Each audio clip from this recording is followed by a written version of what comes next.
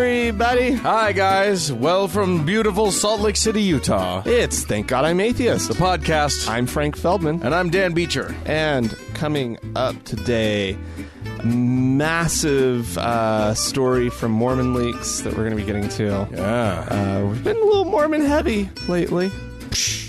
People love it. It's what's you local. guys know you love the Mormons. It's what we know. Yeah. Anyway, massive amount of holdings that the LDS Church has that has been reported They're on. rich, bitch! So we're going to get into that because there's always been all this speculation, right? Yeah. Like, how much money does the Mormon Church really have? Everybody knows they have a lot. Yeah, they've been secretive about it. And as with all of the U.S. churches, they don't have to report how much money they have. right. Unlike all the other 501c3 nonprofit organizations in the country Right. that have to report every dime. Right. So Yeah, so it's there's some new info coming to light. yeah. It doesn't look great for them. But anyway, It looks great for them. Are you kidding me? Looks really, really like if all you care about is amassing a great fortune. yeah. But anyway, we'll get into all the great. details. Well, actually, Dan, Yeah. before we get going, we need to talk about your face. My face. This handsome mug? Why, yes, we should talk about it. Yeah, well, no, what we should talk about is how one keeps one's face in check, in line, looking good, high and tight, whatever. Sure. All the things. Yeah, we're talking about Harrys.com, which is how you get your razors, your keep the hair in line. Is that what they're for? Yeah. Oh, that's nice. I suppose most of our listeners are smart enough to know what a razor is. Yeah. Harry's has their own manufacturing in Germany. Yeah. They bought a plant. Yeah, they got the whole thing going. So what you get if you go to harrys.com/TGIA, and if you haven't done this and you're a man who shaves, and all men should, then you need to do it because literally it's no skin off your nose. It's just hair off your face. You go to harrys.com/TGIA. They'll send you just pay a small amount for shipping, and then they send you a free razor cartridge with the 5 blades, 5 precision engineered awesome blades. Right. Glide over your face like butter. An ergonomic handle. Again, the best handle we've ever used. Absolutely. Very comfy. Yeah, it's just great. Surprising. You get what else do you get? You get the travel kit thing. Protects your fingers when you reach into your little ditty bag. Right. Yep. And you get some great shave gel. Yeah. Which smells fantastic. And works great. Yeah, it's really good. Yeah. So Look, we're not trying to foist anything on you that you don't want, but you have to shave. You might as well give them a try. It's free. You help us out. Everybody goes home happy. yeah. Harrys.com/TGIA. There you go. Perfect. All right. Tell us a story. All right. Well, we were just talking about religious folk, right, who amass fortunes or alluding to it. Yeah. Well, here's a dude, televangelist down in Louisiana. Louisiana. Right? Jesse Duplantis. Oh, Duplantis. that's a good name. He currently owns 3 private jets. Right. 2 he's loaning out to other evangelists who that's have places to be. Very nice of him. He's using the 3rd, the largest, Of course. which he feels like he has outgrown. And the good Lord got in touch with him and says, told him that he needed to purchase a new one. Right? Sure. Yeah. He says, God said to him, he said, okay, this is a quote from Jesse. God said, I want you to believe me for a Falcon 7X. I looked this plane up. We'll get to the details in a second. And the first thing I thought was, how am I going to pay for it? And a great statement that he told me in 1978 flooded into my mind. And he said, Jesse, I didn't ask you to pay for it. I asked you to believe for it. All right. Wait a minute. He's been reading The Secret. Yeah. He's been reading The Secret. He's going to manifest this Falcon. Oh, yeah. But so in the Falcon 7X, right, can be configured to see up to 19 people. Okay. There's an optional shower, onboard shower that you can have installed. You don't want to land stinky. Just look at a picture of that plane. That's a legit jet. It's pretty. It's has 14 side windows. I believe the article said. This is a big. This is a business jet. This is an and let me tell you something. Jet, He's not going to be configuring that thing for 20 people. He's going to be configuring that thing for one guy. And the Lord and his personal chef and the Lord. He said, I really believe that if Jesus was physically on the earth today, he wouldn't be riding a donkey. Think about it for a minute. He'd be in an airplane preaching the gospel all over the world. Let me tell you something. If there's one thing we know for sure about Jesus, it's that he was into flashy. Oh, yeah. Yeah. I mean, he always was preaching. Every time he preached, it was about, hey, man, how's your ride looking? Uh-huh. How you rolling in that whip? Right. You got to roll in style. Right. There was nothing about humility in his message. No. There was no anger. He never said that wealth was bad. No. Or anything like that. It's not like he would have said that. Never said that. He never would say that. No. Ever. No, absolutely not. That would imply that somehow everything about American preachers is bad. Yeah. Yeah. Oh, my God. Let's see. Was there anything else in here? You can't here? argue with the man's logic. All I'm going to say is...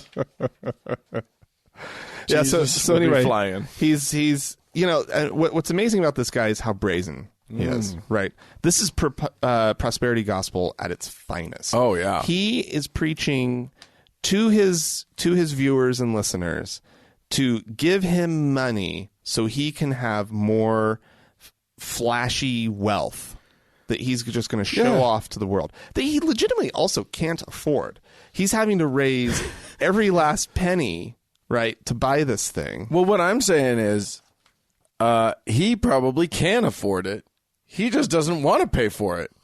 Why would he pay for something fair enough, when someone else will pay for it for him? Right. Jesus also wants me to have, a Tesla P100D. So pony up, people. But I mean, here's a picture of him standing next to a framed picture of him with his 3 jets, right? It's a big gold frame, and he's showing off. He's pointing at it. This is how he shows to his followers that he has the Lord's favor. Yeah. And his message is, you, if you believe hard enough, can have all the same things. Well, no, you can't. Right. Well, no, his real message is... have dupes following you. Right. Who are just going to give you a bunch of fucking money. Yeah. It's amazing. It's amazing that this shit works. It is a testament to human fallibility that this shit works on people's brains. That people hear his message and go, oh yeah, that makes sense. Let's get him that plane. Yeah. Let's get him that plane. Because the good Lord. Because the good Lord. Because Jesus. Well, I'm going to talk about a moment that has confused and baffled me, but also very much pleased me. And this is to do with the Southwestern Baptist Theological Seminary in Fort Worth. Okay. Which has decided... Now, they had the former president of this theological seminary, one Mr. Page Patterson, a beloved figure. Is he really? And retiring, and they were giving him... he was going to have this lovely retirement package. They had offered to let him live in their little place for free forever, and he was going to have the title of President Emeritus, and just a really cush retirement. Wow. For this guy. Okay. They've stripped him of all of that. Why would they do that? based on some harrowing sort of #MeToo type things. Not about him. Well, a couple of the things are about him.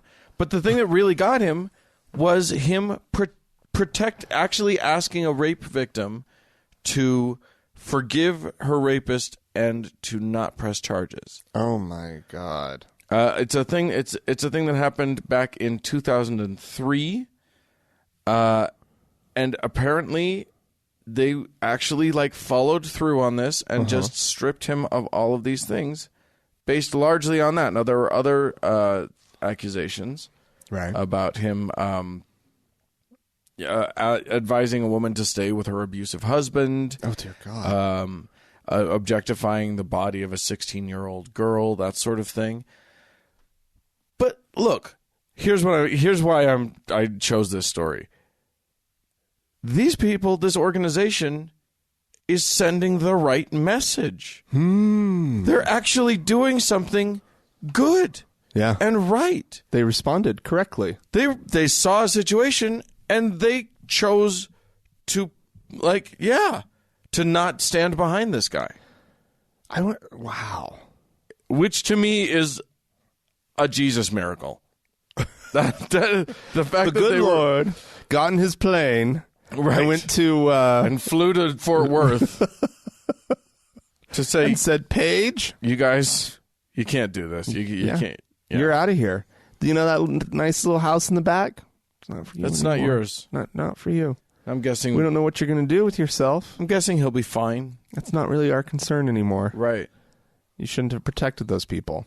But I mean, we're not talking about a guy who, himself was accused of rape, right, or even molestation or anything like that. Correct. He just behaved improperly as an administrator and leader, right.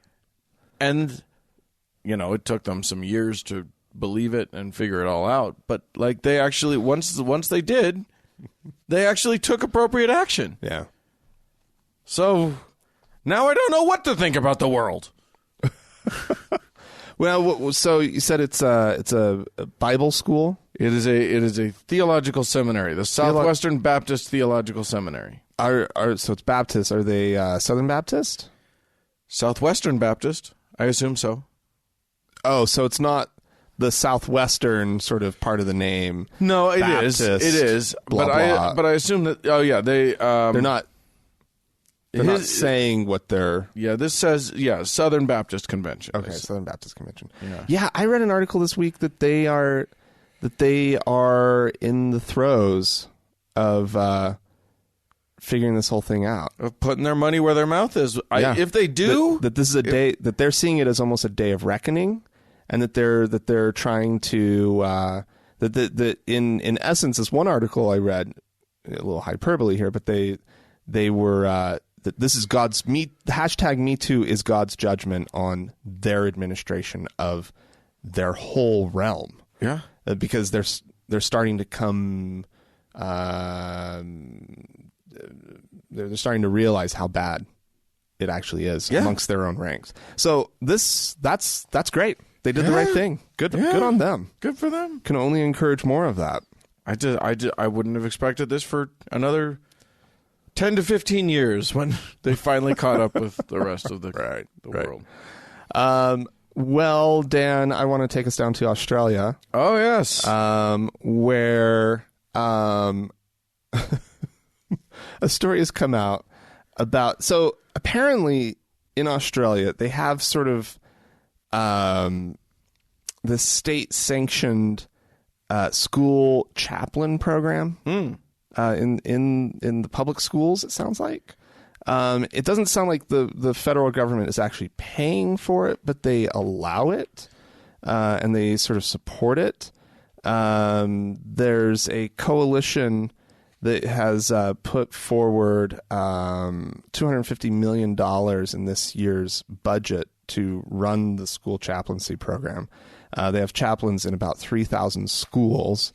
But some people are starting to ask questions and wonder about, is this such a good program? Especially in light of this story, brought forward by Senator Sarah Hanson Young during a it sounded like it was some sort of like government hearing on the Sure. issue, or some sort of committee meeting maybe on the issue. Sure. So she brings forward the story of one of the school chaplains telling an anorexic student that she was just hungering for the word of God. That's what you're hungry for. Yeah. Yeah, that's why you're starving yourself. Is you Right. need the Lord Right. to fill you up. You don't need food. You just need Jesus. That's the wrong accent for this story. A little, but Sounded no, fun. but also the right accent at the same time. It sort of sums up the how lame. Yeah, so that she used that as an example. Apparently, there have God. been other just. They're officially not supposed to proselytize, but obviously this is crossing that line by promoting God. Well, yeah, I mean, I openly. feel like saying that they're officially not supposed to proselytize doesn't matter when you've got a pastor Yeah. there. The Right. presence of a pastor is proselytization. I can't say that I would word, feel the same, right? Yeah, I wouldn't even question that. but- yeah. And yeah, God, I wish I could. Where were some of these other examples? Yeah, I guess it doesn't even really matter too much. Senator Hanson Young, during the meeting, she sought a guarantee that chaplains who speak in tongues and practice exorcism for healing are not being employed in the schools. Wow. Yeah, I mean, there's a fundamental conflict, which is that these chaplains believe in hoodoo that the rest of the school doesn't. You know, that there are lots of students and teachers who don't believe in the same hoodoo as Yeah. these guys. Yeah. So, like, how about have somebody who can sort of be helpful to everybody? Yeah, and apparently also Grace Communion International is one of the chaplain providers. Right. And they, as an organization, supports gay conversion therapy. Oh, good. So this is boy, our Australian listeners, like, Come on, Aussies. what's going on? Get your act together. Get those Get them out of there. pastors out of your schools. Dear God. That's no good. Not at all. Well, I'm going to take us to Ireland, the Emerald Isle, Oh, yeah. land of no snakes. Something big happened there this week. Yeah. So they had the big referendum. Now they had their Eighth Amendment to their constitution, which was as it was written, is currently written technically, I guess, protects the lives of both a mother and an unborn child equally, or something. In the Constitution. In the Constitution. Wow. So Ireland had and this is by no means the first time, but this is they had a referendum on that amendment, and this is the first time that they've actually voted to remove it. It is Woohoo! out of here. Good going. By a significant margin. It was like 2/3 Well done, voted Ireland. to overturn the referendum or Well the ban, the done. amendment. I actually looked up some interesting stuff about kind of how, because the first time they tried to do this was in 1983, Right. and of course the churches were just like no, and I don't know if you know much about Irish history. Church is a little bit important. And which church you belong to might mean something or might not mean something. There may have been a little bit of a kerfuffle for a few years to do with that and to do with politics. Anyway, in Ireland, in the country of Ireland, it is still a majority Catholic country. Oh, yeah. And as we know, the Catholic Church is foursquare against abortion. Yeah. However, so I was like, how could this have happened? I mean, surely the Catholic Church must have been screaming about this throughout the whole thing. Oh, no. Au contraire. The Association of Catholic Priests basically said that that letting anti-abortion campaigners speak during masses would be, quote, inappropriate and insensitive. Oh, wow. They said, as leadership of an... Okay, this quote blows my goddamn mind. Okay. This whole episode is just Dan's mind being blown by people. Okay. Quote, as leadership of an organization made up of men who are unmarried and without children of our own, we are not best placed to be dogmatic on the issue. What? But you have in the past. I mean, you're right. Well, like, but when has that ever changed? Stopped you? Yeah, what changed since last week? Right. Like, in what world did you guys figure that out? Huh? I'm just like, my mind is blown. oh, wow. And it wasn't just them. The Presbyterian Church was saying, they said that in order to save as many lives as possible, the Eighth Amendment should be retained. But then they said, in reality, people must vote according to their conscience. We do not prescribe to people how they should vote. And then... How do we get some of this over here? And then the Methodist Church said, they said the Methodist Church would never dare to tell members how to vote. We believe in freedom of conscience, but we do feel we have a role. This was Dr. Fergus O'Farrell.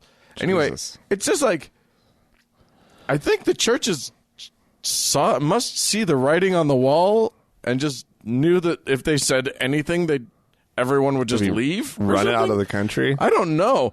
But, man... Wow. That's a far cry from the... I mean, if an American church said that... Well, some do.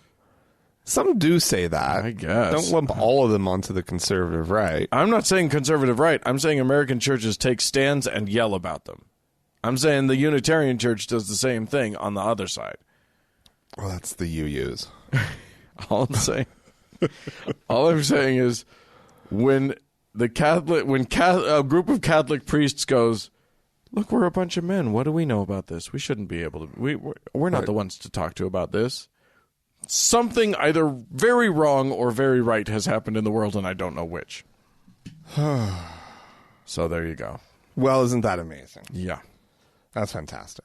Well, here's a group of Catholics, Dan. Oh, cool. On this side of the pond. Okay. Who, well, yeah, it's kind of the opposite story. Okay. Catholic high school. Okay. It's time for graduation. It's always a good start. They have their valedictorian who wanted to give his valedictorian, his little speech. Sure. That's what they his do. little talk at graduation. There's two reasons you become valedictorian. One, so it looks good when you're applying for colleges, and the other to give a speech at the graduation. Give a speech. The higher ups at the school said, no way. You, sir, will not be giving that speech because it is too political. Oh. He was told this, I believe, just hours before, maybe the day before graduation. Also, there was another. The class president was also denied a chance to speak on the same grounds. She was going to get up and say something. So, undeterred, he gets a megaphone, stands outside the auditorium or the graduation venue, wherever it was, and starts his speech. And he says, the young people will win because we're finished being complacent. All right. Clearly he's not being complacent. There's a misguided notion that wisdom is directly proportional to age, but we're disproving that daily. Sometimes the wisest are the youngest in our lives, the ones who haven't been desensitized to the atrocities of our world. Therefore, we young people must be the educators. The young people must be willing to speak candidly about issues, and we mustn't tremble in the face of the institutions that try to silence us. Okay, what's his issue?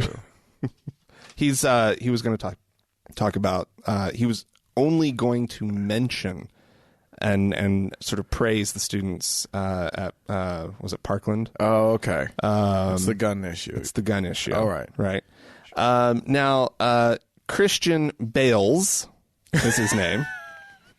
Okay. A young gay man. Not to be confused. Oh. He's been openly gay. At a Catholic high school? At the Catholic high school. All right. And the school has generally been supportive, according to this article. Okay. However, his mom received a call from the principal. This was, let me get to that. The principal called her last week to remind her that that officials from the diocese would want Bales to dress in traditional men's clothing and to refrain from wearing makeup or hairpins.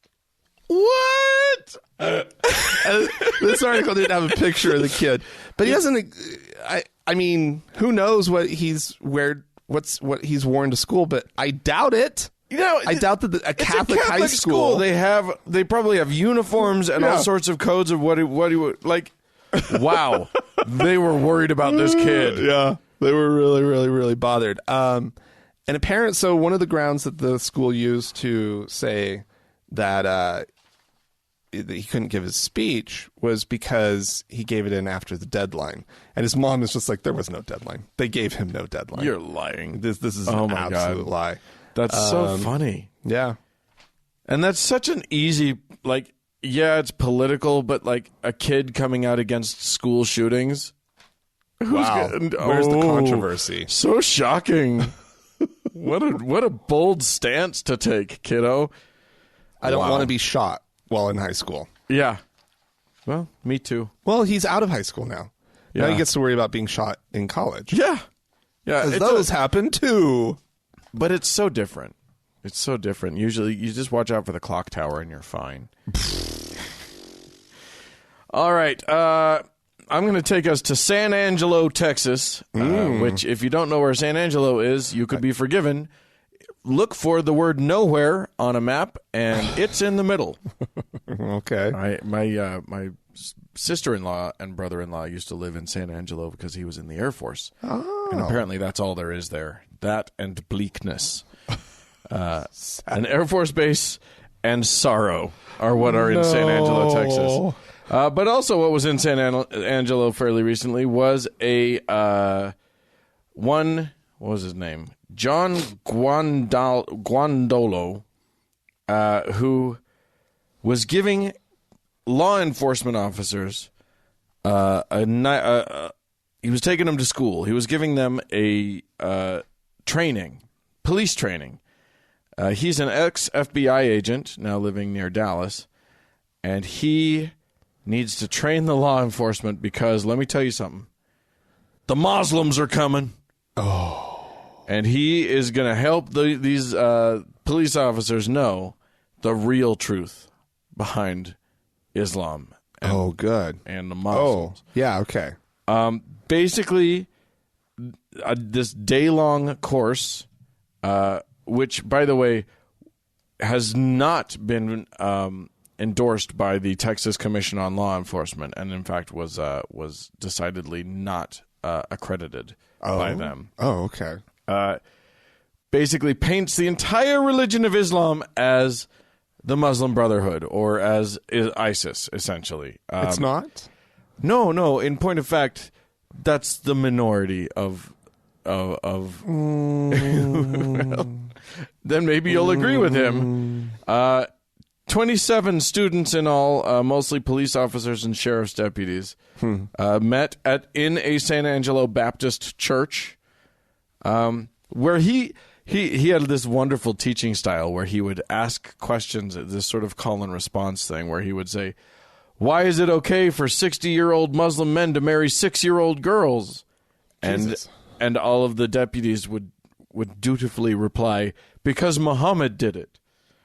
Why is it okay for Muslims to torture? Because Muhammad did it. Wow. I like his style. That'd be a fun class. He sounds like a fun instructor. Oh my gosh, yeah. Basically, he was saying that all of Islam is terrorist. So what does this have to do with law enforcement? Is it just be on the lookout for anyone Muslim and arrest them? Like, basically, he said, here's a quote: "We have probable cause right now to get into, if not thousands, at least hundreds of Islamic centers in the U.S." oh my goodness. So the question is, why aren't we? I would argue it's because we don't have the will to do it. He said 75 to 80% of Islamic centers are Muslim Brotherhood fronts aimed at undermining the United States. I put to him, how is that any different from 75 to 80% of Christian churches that want to get prayer back into schools, those are aimed at undermining the United States too. Yeah. How do you feel about that? He's the one that's doing the Sharia law. Yeah. Anyway, yeah, he basically wants police officers to harass and arrest anybody that they see with a beard who doesn't have, I've got a beard. Brown face, brown skin, and a beard, probably with no mustache. If they've got that, then you know they're bad. Oh, right. If their beard is dyed with henna, then you know. Right. That's a good sign. Basically, these are good ways of knowing that that the men you're looking at want to ruin America. Yeah. They want, yeah. Everyone wants to ruin America. That's the amazing thing. Mm-hmm. I mean, who doesn't want to ruin America? Roseanne Barr. That isn't. Let's not. Go she already ruined America. Well, she ruined her own show. That's for sure. Well, all right. Well, okay. Ladies and gentlemen, if you would like to comment on anything you've heard so far, please do so. You can write to us, podcast@thankgodimatheist.com. Or you could call and leave us a voicemail message. Mm-hmm. The telephone number is 424-666-8442. Yeah, go to the Facebook page, facebook.com/TGIAtheist, and click that like button. And while you're there, search for the TGIA Members Only Lounge and request to join. It is a closed group, but we'll let you in. Yep.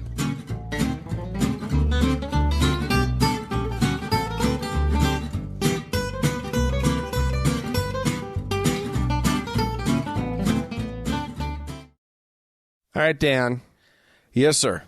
It is time for us to check in on what the religious right has to say. Yeah, crackpots on the right. Here's the thing: we just did a show over on my other show, The How to Heretic, where we discussed with our friend Professor Jim Godwin's law, which is the notion that in any online discussion, especially, but in any sufficiently long political debate, the longer it goes, the chances of invoking Nazism and Hitler go to 100%. This one just decides to go with it from the beginning. Right. So let's have a listen. Yeah. They have rewritten the narrative that gives full license for the intelligence agencies to lie and distort the truth in an attempt to demonize Christians, conservatives, and anybody that would stand up for the Constitution and the Bill of Rights. This is propaganda, and your audience needs to understand and really, step up and sharpen it up. The reason Hitler was able to do what he did in Nazi Germany, the reason he got away with what he did, is his propaganda experts. They created false narratives, starting with the Jews.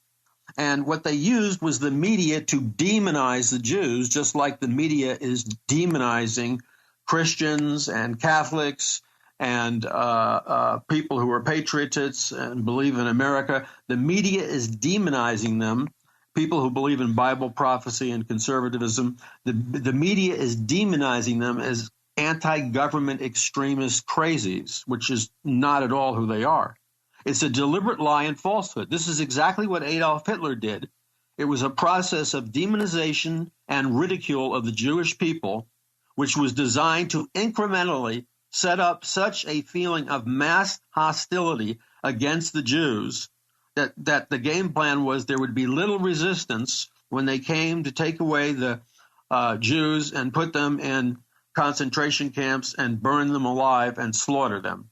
First, they demonized them and they ridiculed them. So demonization and ridicule and mockery is an essential component in a mind control brainwashing process that gives you the cultural license to destroy, kill your enemies simply because they may believe in the Constitution and the biblical God and you don't. So you're looking for a moral license to kill them, and you're looking for a immoral narrative that gives you the fake legality to destroy them and massacre them. So you reframe them and create a new narrative where you have demonized them based on lies. This is very dangerous.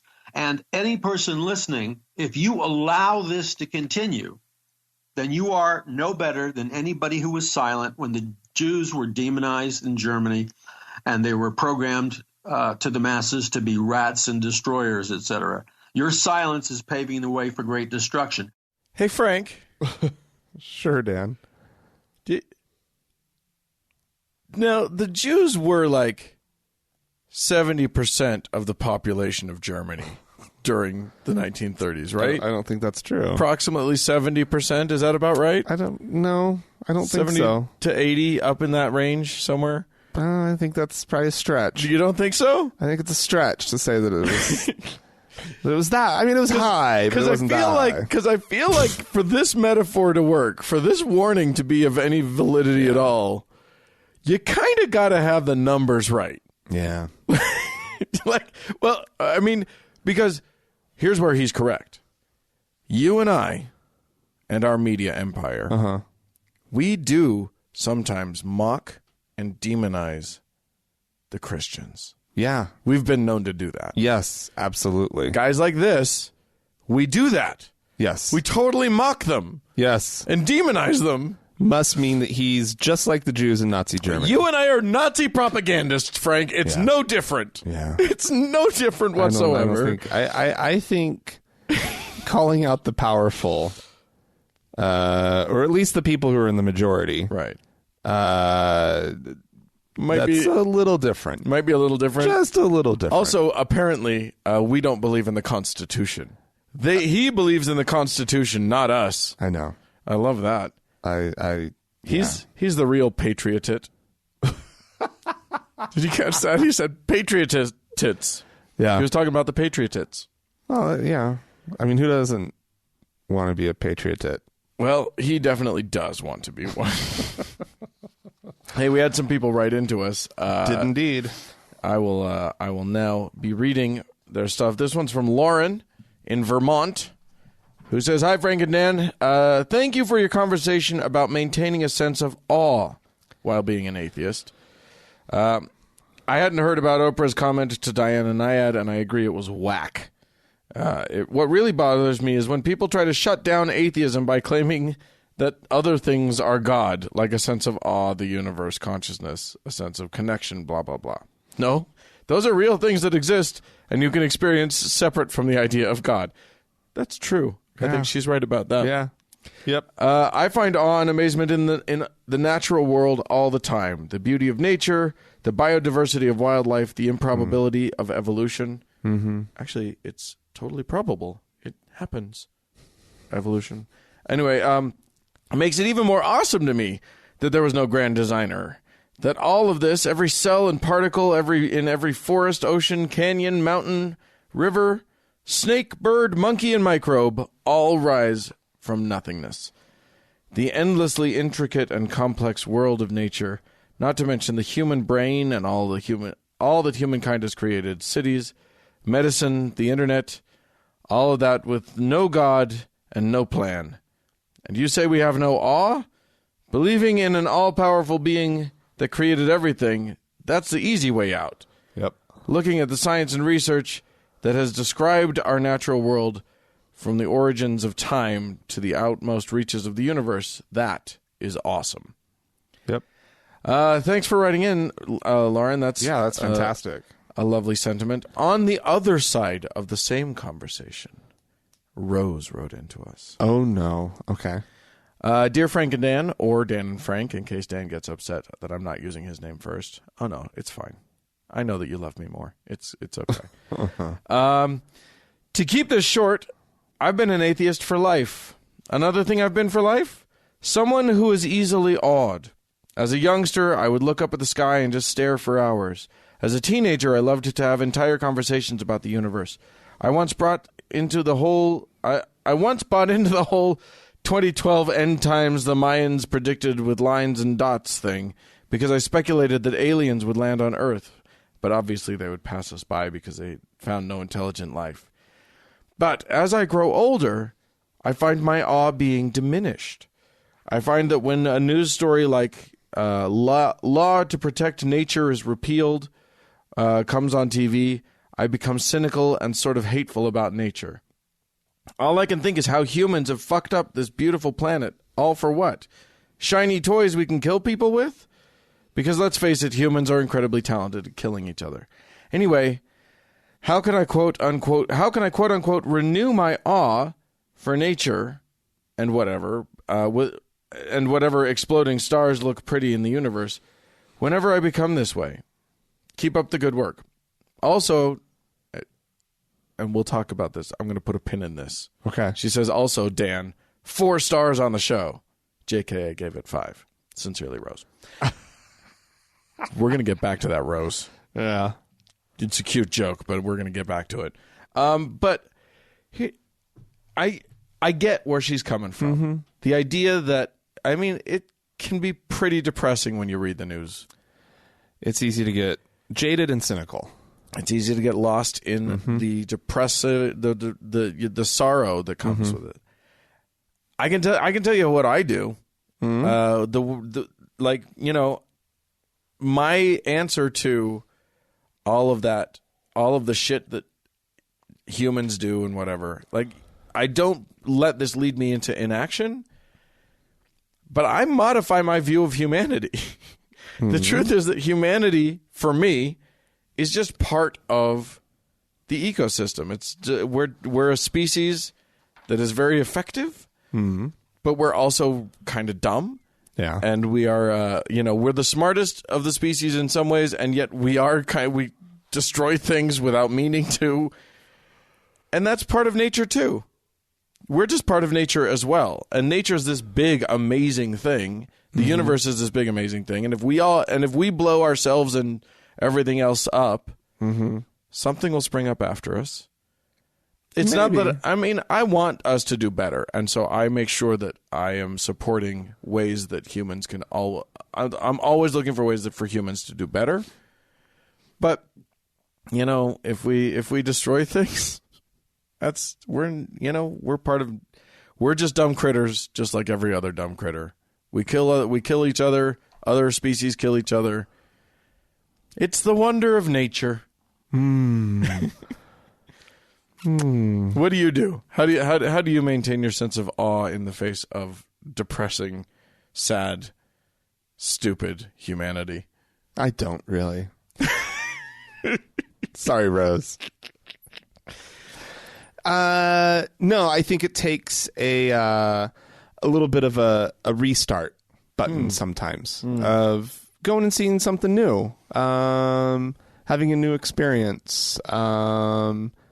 I mean, it's challenging your brain. Yeah, Find a way. Get out of your comfort zone. Get out of the sort of loop that you got yourself in, and that's maybe. I mean, what can that be? That can be. Ditch it doesn't the have Wi-Fi to be, for a minute. Go somewhere where you can't read the news, where you can't. Where you can't re-engage that mind frame for a while. Yeah.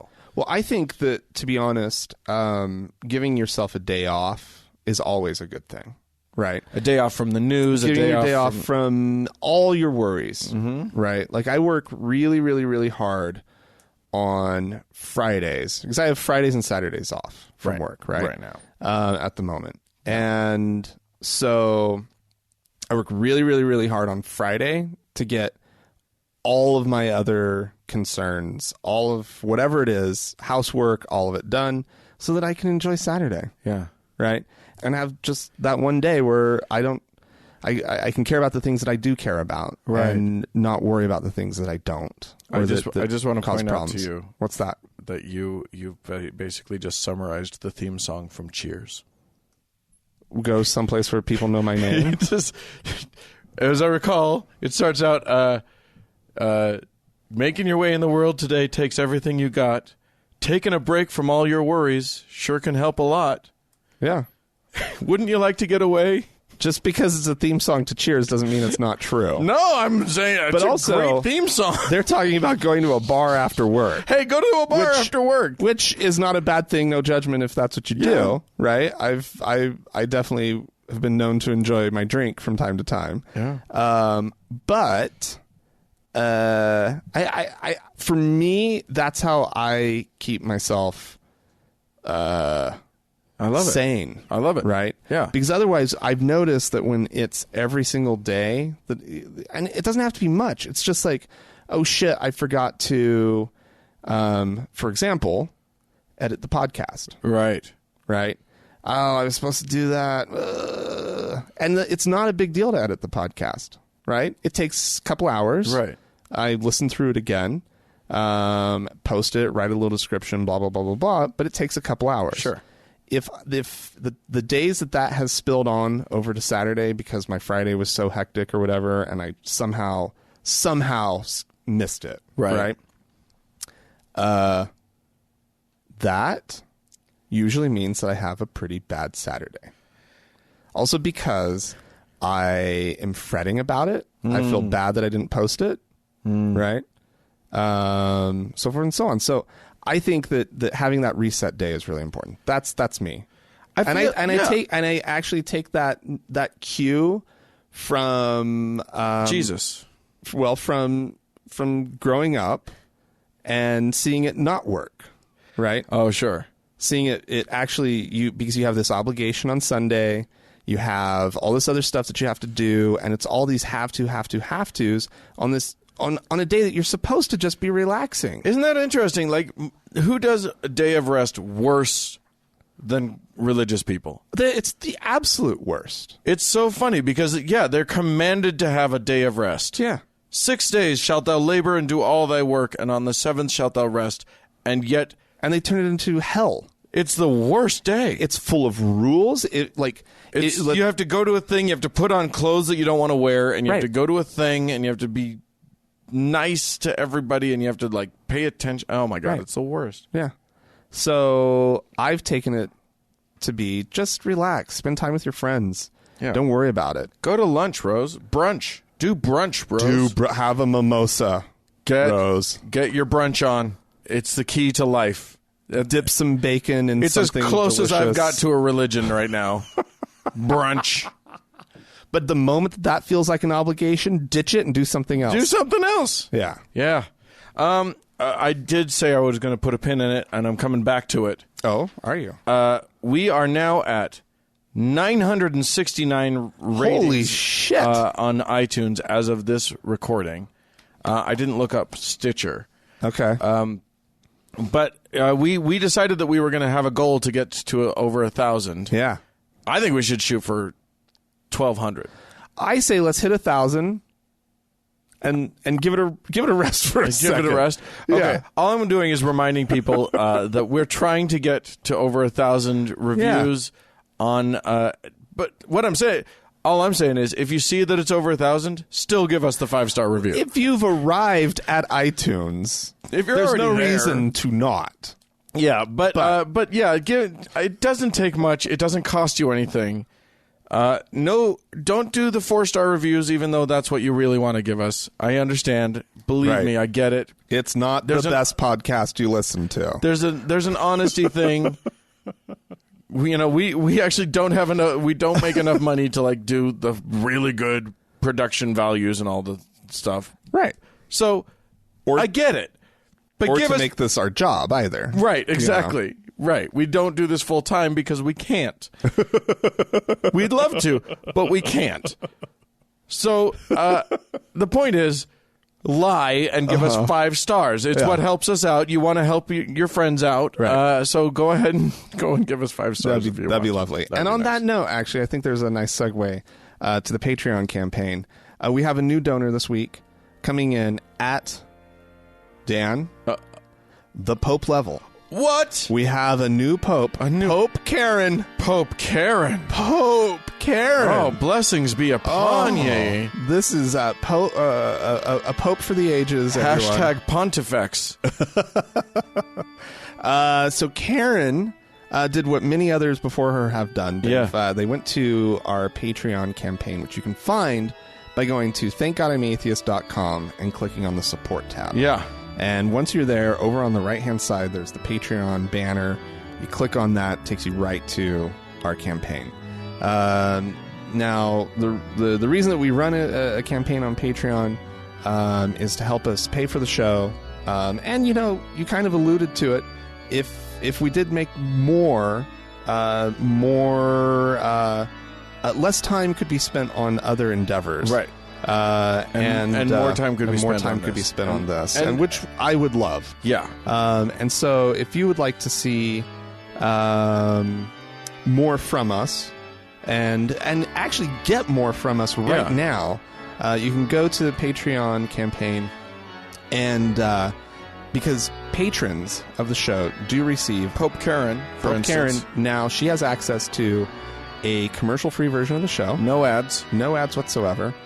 And also, starting at just the venerable level, which is just the second level up, all patrons receive access to the weekly Frank and Dan diaries. Or semi-weekly. Mostly weekly. We mostly weekly. We're not promising every week, but we try to do it every week. We do try to get to it every week. And I would say it is the vast majority of weeks at this point. Yeah. We've got a good pattern going with that. And then there are other rewards as you go up, as you climb the ladder of support. And then, of course, as always, we have our top donor to thank, our Lord and Savior. Yeah. She's beyond Pope. She reigns supreme. She is the Archangela. An angelic being. Angela! Thank you so much, Angela. And please, if you feel the spirit move you, go and give us some money. Indeed.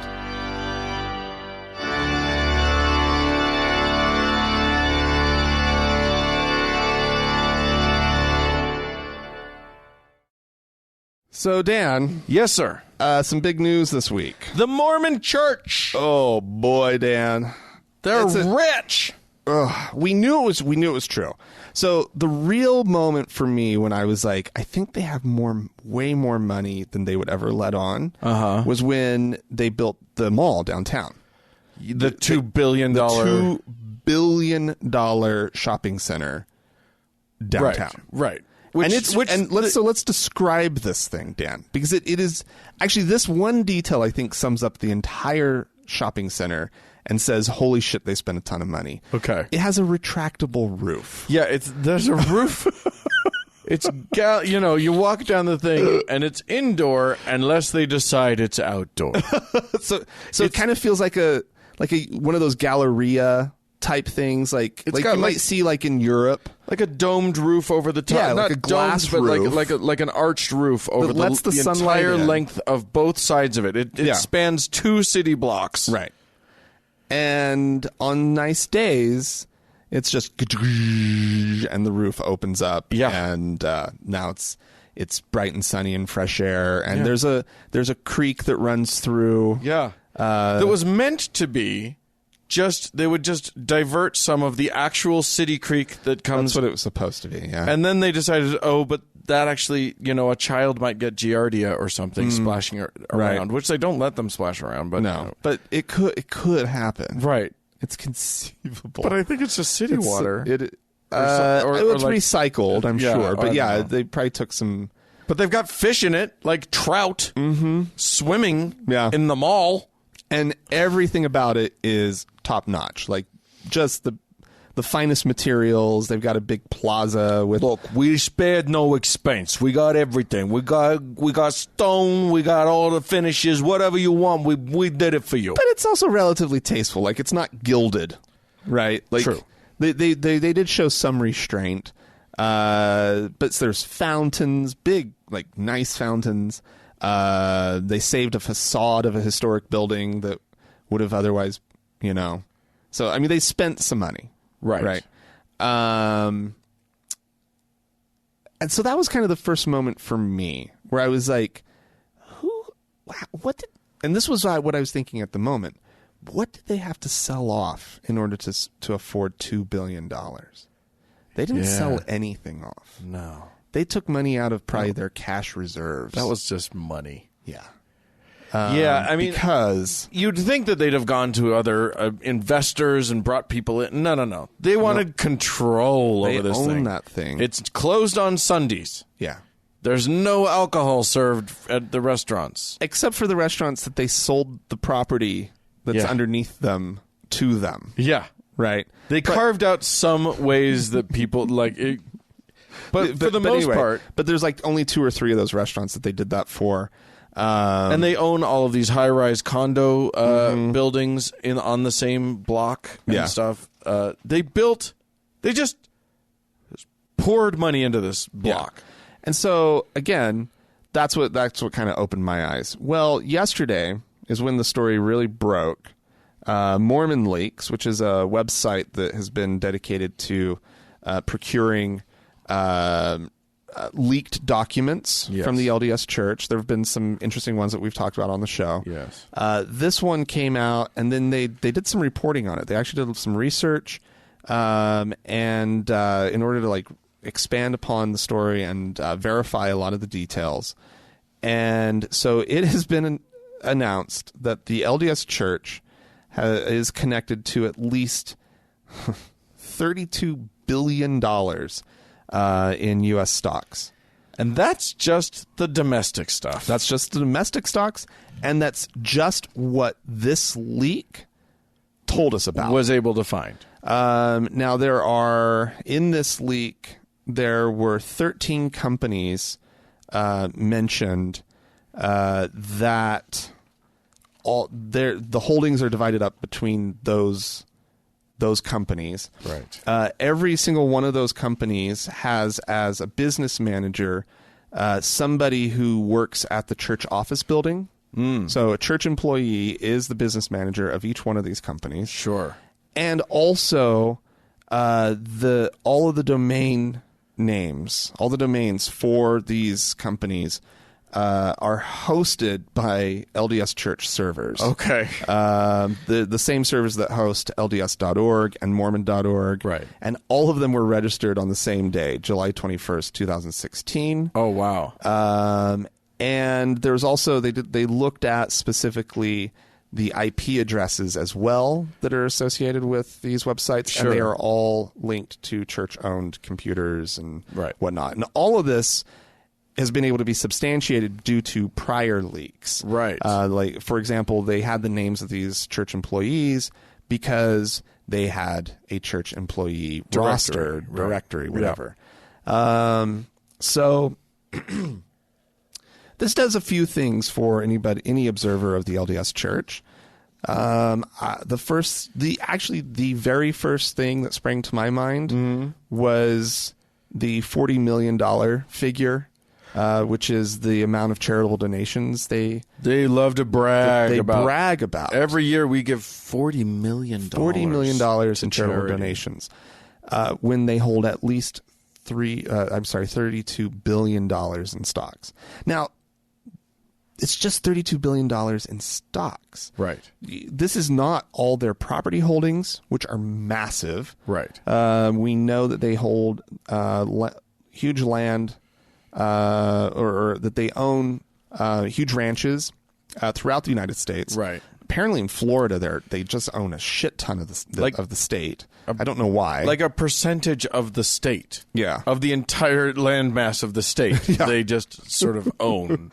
They own interests in Canada, up in Canada. Yeah. They own Australia. big massive land holdings in Australia, Mexico, apparently also the UK. They got some stuff in the UK.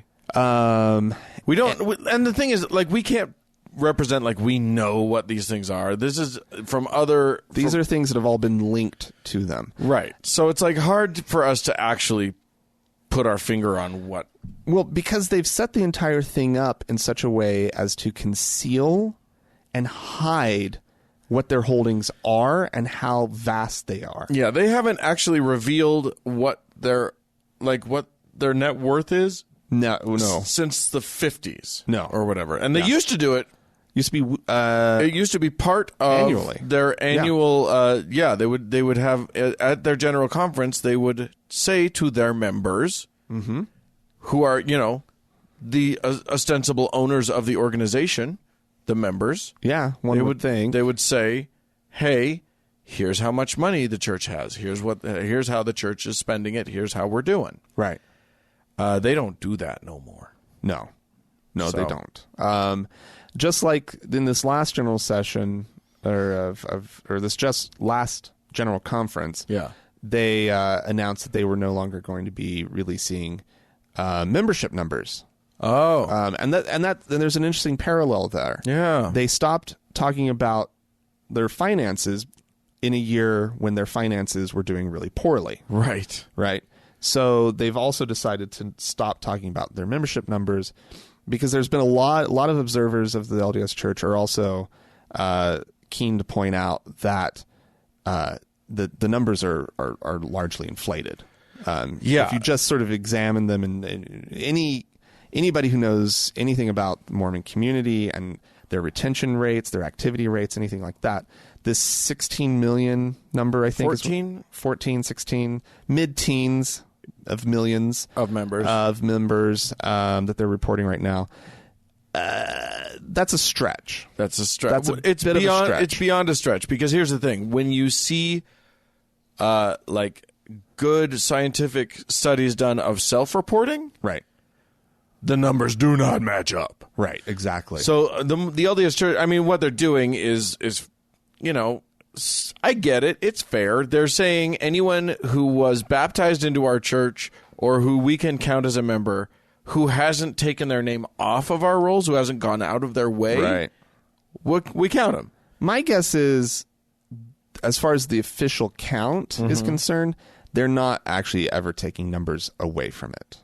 That's my guess. Even people who have taken their names off the rolls? That's my guess. I'm guessing it's a gut feeling. I feel like they do take the names off the rolls, because the number of people, the percentage of people who actually like remove their name, who care enough to do that, is tiny. It's pretty small. You and I have done it, but like it's such a small thing. But there is you go to you talk to somebody like our friend Doug, who went on a Mormon mission to Honduras and like baptized the shit out of people. Right. Just dozens and dozens of people. But do you think any of them are still practicing? Right. No. Right. No, but the Mormon Church is counting them. Right. None of them have gone out of their way to like take their name off the membership rolls. They were just like, oh wait, we can't drink. Oh wait, we can't smoke. Oh wait, we have to go to 3 hours of church. Fuck this, never mind. Right. I was kidding. Right. Anyway, the point is, though, that they have this need to look good on paper. Yeah. But they didn't want to look this good on paper. And yeah. so they have concealed all of this from their members, from the general public. They do not want people to know how much wealth they have. And here's a few tidbits, right? Yeah. For example, we now know that they are the largest single stockholder in Apple. Holy shit. Which makes Apple computers. Yes. That's one of the biggest corporations on the planet. Yes. It's like one of the most important. Yeah. And they have more stock than Tim Cook. They own a shit ton of that company. Yeah. Right. Apparently I saw this only in one place, so I will just say it with that caveat. Apparently they also own stock in Victoria's Secret, which is just embarrassing for them. Yeah. It's hypocritical. Considering how much over the pulpit they are willing to wind up their members about pornography and the fact that a woman shouldn't show her shoulders. There's this whole thing on Reddit and online and ex-Mormon communities about porn shoulders. Well, and Mormons prescribe what underwear their people wear. Yeah, exactly. And it ain't that. No, it's not. It ain't thong panties from Vicky's. Right. But it is ironic. Yeah. You know? It's super ironic. Because they sell their members' underwear. Although the ladies could buy bras from Victoria's Secret. But they'd have to wear it over. You wear it over your garments because... What? Gross. There's supposed to be nothing between you and your garments. Right. That's weird. And you know, one just has to then ask themselves, what are they doing with all of it? Yeah. What are they doing with all this money? Here's the thing. Aside from, you know, fighting against gay rights, right, fighting against marijuana initiatives, like they have their secret little fights, and I'm sure if they're this good, but they're not spending anything on it now that we know what they have. Like they're not spending a large portion of it. No, but they are doing it. They have the money, and they don't have to think twice about it. And also, let's face it, like the way that like money can secretly be passed around in politics now. Yeah. Who knows? Sure. What they're doing and how far their political influence is reaching at this point. Oh, if they want to, they could exert not only, they have a stranglehold on politics here in the state of Utah, but they exert that just by putting the thumb onto the members of our, you know, the vast majority of our politicians are all LDS. Right. So they just put the thumb on them that way. They don't have to spend a dime. They just threaten their temple recommend. Or just that's all they have to do. Or just say, they don't have to threaten anything. They just say, well, this is how the church feels. And then they just, you know, snap to. Right. Because they know that the underlying message is we have our way of getting back at you. Well, or just you're being evil if you don't do what we say. We're talking about politics. These people don't care about being evil. That's true. But they can also say, you know, we can talk to, you know, all of the major donors in the state are also LDS, and we can exert influence over them.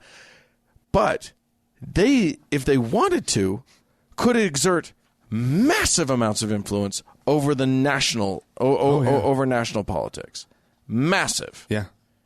Like in ways the Koch brothers like could dream of. You know what I mean? Like, the Koch brothers could do it too. Yeah. They've got that kind of money. Yeah. But like, yeah.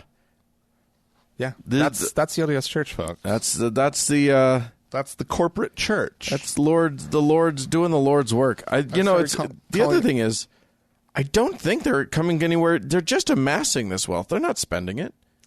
I mean, they're spending bits of it here and there, but man, what do they need all this money for? This is the same church that just a few weeks ago, like the fucking president of it was telling poor Africans that they have to keep giving their tithing. Right.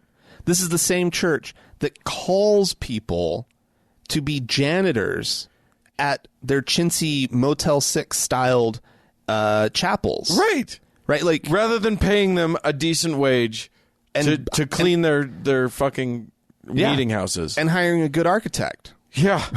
Honestly, this is like you don't have to build with cinder block. I mean, I've often thought about the fact that they're hemorrhaging members in the first world.